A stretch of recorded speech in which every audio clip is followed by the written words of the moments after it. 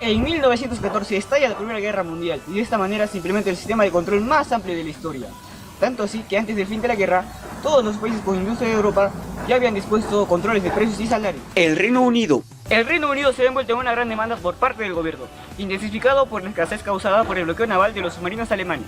Los precios se alzaron y empezaron las reclamaciones para que el gobierno haga algo. Sin embargo, las nuevas medidas generaron aún más problemas.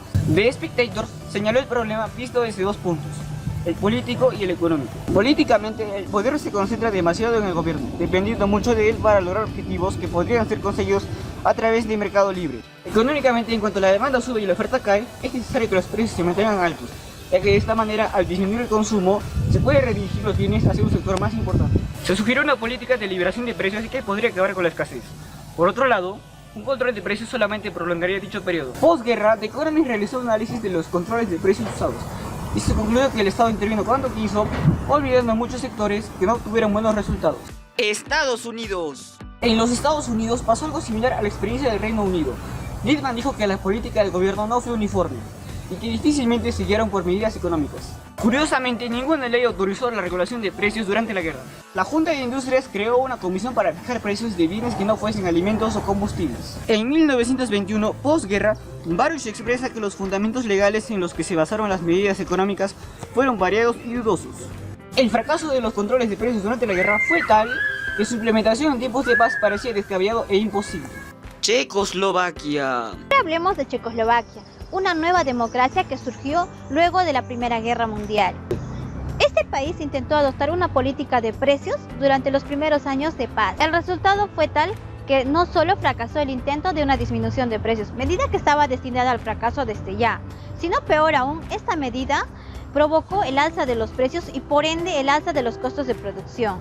En diciembre de 1920 se suspendió todo control de precios sobre las harinas, las grasas y los cereales. Estas medidas hacían sentir a los ciudadanos sirvientes de la ley más no beneficiarios, hasta tal punto que los partidarios más convencidos con estas leyes se vieron obligados a rendirse.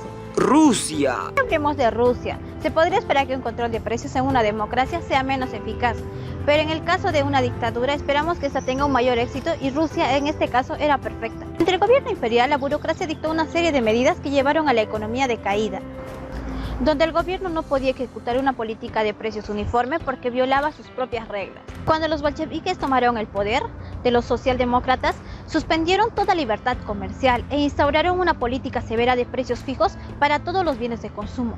En ese entonces los campesinos se negaron a vender sus productos y por ende el gobierno comenzó una campaña sistemática contra las aldeas durante 2 años. Esta campaña contra las aldeas culmina en un fracaso para los bolcheviques.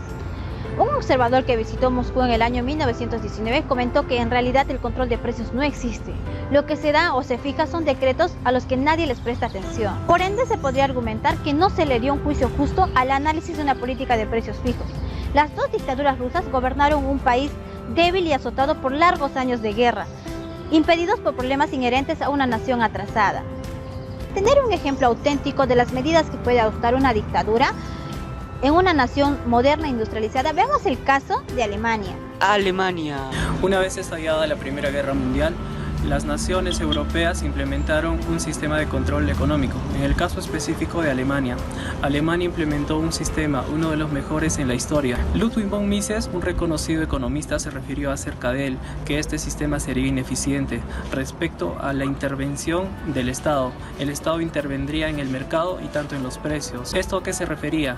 Que los precios de los bienes, tanto de los alimentos como de los calzados en ese entonces necesarios, se mantenían fijos, mientras que las personas podrían seguir consumiendo, pero poco así se quedarían sin recursos para poder seguir consumiendo de estos bienes. Y ese es el caso por el que sería ineficiente respecto a las consecuencias negativas de esta guerra.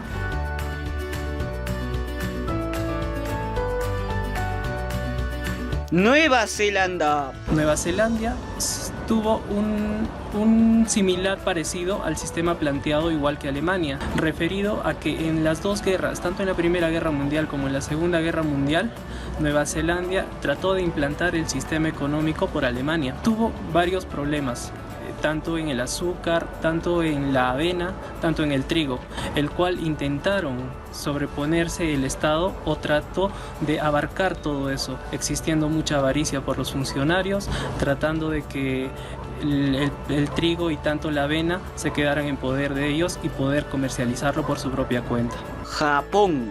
Japón y el control de precio de la seda. Desde la Segunda Guerra Mundial, Japón intentó aplicar políticas de control de precio al mercado de la seda. Exactamente en 1930 se dictó la Ley de Estabilidad y Resarcimiento para la Industria de la Seda, que fue la ley más radical hasta ese momento. Esta ley pretendía estabilizar el precio de la seda a través de una regulación del abastecimiento, limitando así la producción de la seda, que eran uno de los productos de mayor exportación. Como era de esperarse, el hecho de que el gobierno quitara del mercado 143.000 cajas de seda no evitó que el precio cayera desde 2.100 yens hasta 850 yens en un periodo de tan solo 3 meses. Eso demostraría el fracaso de esta medida. Brasil. Sudamérica no se salva de estos intentos para controlar los precios.